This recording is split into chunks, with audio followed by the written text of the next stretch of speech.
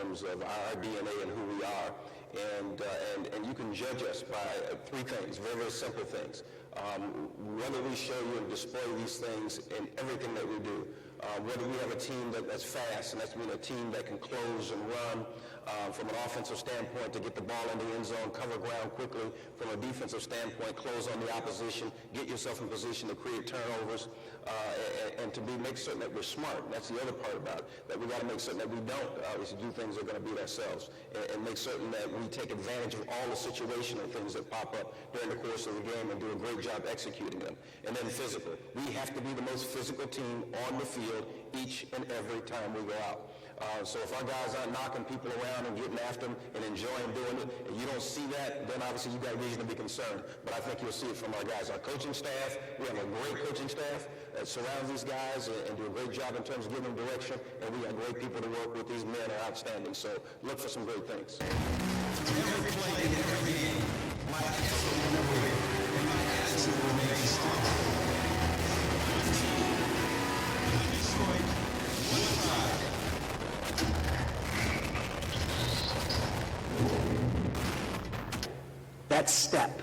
That step to become a champion, because there's teams with talent that don't make it. There's teams maybe with less talent that do, and they beat teams that, if you look at them on paper, aren't quite as good. What are the intangibles? If you could say to this crowd, here's the way I think you have to do it. Talent's a given. We know you have to have that. What are the other things? For me, just what's worked in the past. I think no matter if we're playing an 0-15 team or if it's a preseason game or if it's a mini camp, I think we need to develop that mentality that we want to play championship football no matter what the situation is. Every single day we need to show up to get better, and I don't care if we're 36-0 over the last couple years. We need to show up to get better every single day, and I think if you just bring that mentality to this game, you can't help but to get better. I'm a strong believer it's either getting better or getting worse. You're never saying the same which side you want to be on. And I think that's one thing that this locker room has. We have leaders who want to get better every single day. We have, 12-year veterans like Dom. We have Coach Caldwell coming in who's been there, done that. He's won championship. He knows what it takes. So I think, the guys in our locker room and the guys and the people in the city are buying into what Coach is saying. And next thing you know, we're going to be winning games. And I think we need to get to the point where we expect to win games. We expect to beat the Green Bay Packers. Good stuff. Two-man advantage is here today at Ford Field as we had lunch with the Lions. Alongside my colleague Kyle Simkins, I'm Kevin McShan, and we're here today to talk some Lions football. Kyle, good to see you. Always a pleasure, Kevin. When he said we had lunch, we watched people have lunch. Yeah, in theory, we had lunch. Yeah, we got to see it and smell it, but we didn't get any. Media doesn't get stuff. That's right. Except access. We work for free and we get access. That's right. Right. Anyway, give me your initial impressions of what you heard today at today's luncheon. Well, I think you touched on it with Drew Sharp there. It seems to be the same old story. Just same old Lions. Year, yeah. We're going to win. We have a winning attitude now. We need to stop our turnovers. We need to win the fourth quarter.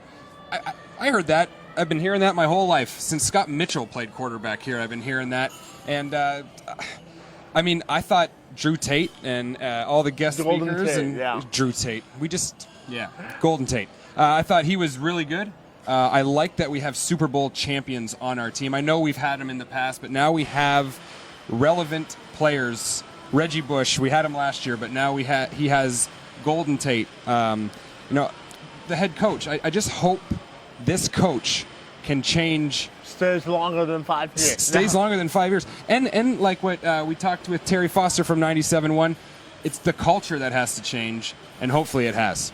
And talk to me about building this championship culture. Obviously, Caldwell comes here with that pedigree, winning in both Baltimore and Indianapolis. So I'm assuming that the Lions are hoping that he brings that pedigree here as well. Well, let's hope this isn't the last team if this is the last team he's head coach for, it's that he's here for a long time, wins and retires, because no one who's ever coached this team has gone on to be a head coach anywhere else.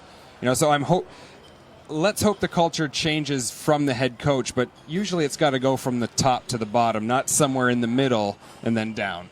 And finally, just wrapping this up, what do you think the Lions are predicted to do this season, or what could we expect for them this year? That's tough. I'm just quoting Sharp. 9-7, 10-6, if they're maybe.